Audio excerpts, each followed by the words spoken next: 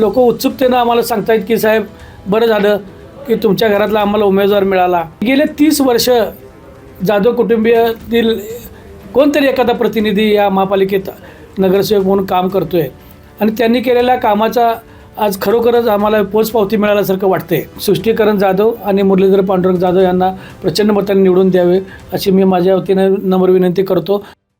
दर्शको नमस्कार, के न्यूजमध्ये आपल्या सर्वांचं सहर्ष स्वागत। कोल्हापूर महानगरपालिकेसाठी दिनांक 15 जानेवारीस मतदान होणार आहे, तर 16 जानेवारी रोजी मतमोजणी होणार आहे आणि याच पार्श्वभूमीवर आम्ही शहरातील विविध दिग्गजांना भेटतोय आणि आज आपल्यासोबत आहेत कोल्हापूर महानगरपालिकेचे माजी महापौर आदरणीय दीपक जाधव साहेब। साहेब नमस्कार, मी आपलं आमच्या या के न्यूज चॅनलमध्ये सहर्ष स्वागत करतो।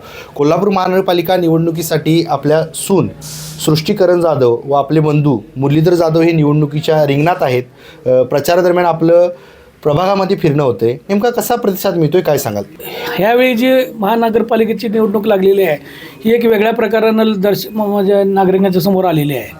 4 विभागाचा म्हणजे एक प्रभाग असा झालेला आहे आणि या प्रभागामध्ये आता प्रचारादरम्यान मी फिरत असताना भारतीय जनता पार्टीने आमच्या घरामध्ये माझी सुनबाई सृष्टीकरण जाधव आणि आमचे बंधू मुरलीधर पांडुरंग जाधव यांना निवडणुकीसाठी तिकीट दिलेलं आहे। यांच्या प्रचारादरम्यान फिरत असताना अतिशय चांगला अनुभव आला, अतिशय चांगला रिस्पॉन्स मिळाला। लोक उत्सुकतेनं आम्हाला सांगतायत की साहेब बरं झालं की तुमच्या घरातला आम्हाला उमेदवार मिळाला। याचं कारण असं आहे की गेले 30 वर्ष जाधव कुटुंबीयातील कोणतरी एखादा प्रतिनिधी या महापालिकेत नगरसेवक म्हणून काम करतोय आणि त्यांनी केलेल्या कामाचा आज खरोखरच आम्हाला पोचपावती मिळाल्यासारखं वाटते।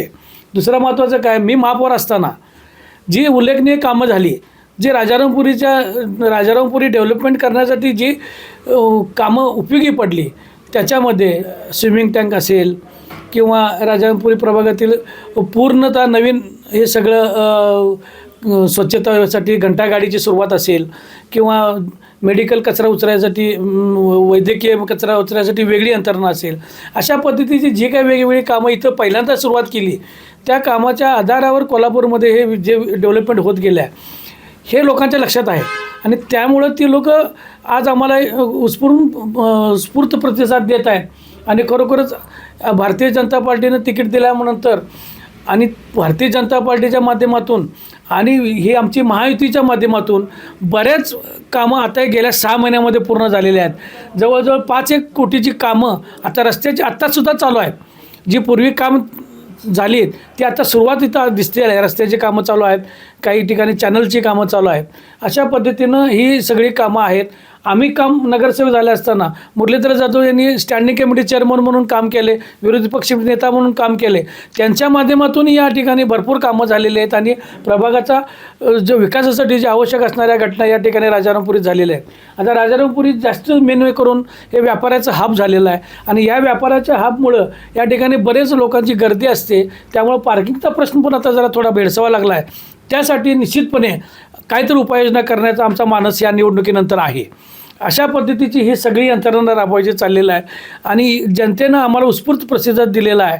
आमची सुनबाई सृष्टीकरण जाधव आणि मुरलीधर जाधव हे 16मधून निवडणूक लढवत आहेत आणि सृष्टीकरण जाधव 15 वॉर्डमधून निवडणूक लढवत आहेत। तर माझी विनंती आहे या निमित्ताने की खरोखरच त्यांना काम करायची संधी द्यावी। प्रभागातील मतदारांना काय आवाहन कराल साहेब?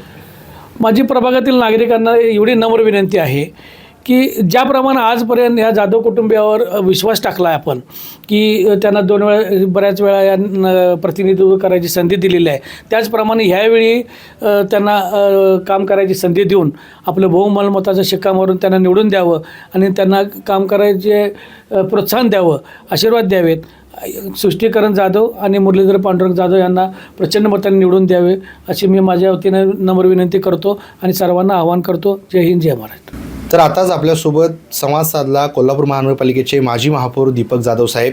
त्यांनी आपल्या महापौर पदाच्या काळामध्ये केलेली उल्लेखनीय विकास कामे आपल्याशी बोलताना मांडली, त्याचबरोबर कोल्हापूर स्मार्ट सिटी करण्याबाबत त्यांचे असणारे व्हिजन आपल्याशी बोलताना त्यांनी सांगितले। के न्यूजसाठी व्हिडिओ जर्नलिस्ट विजय कदमसह समीर मकानदार, कोल्हापूर।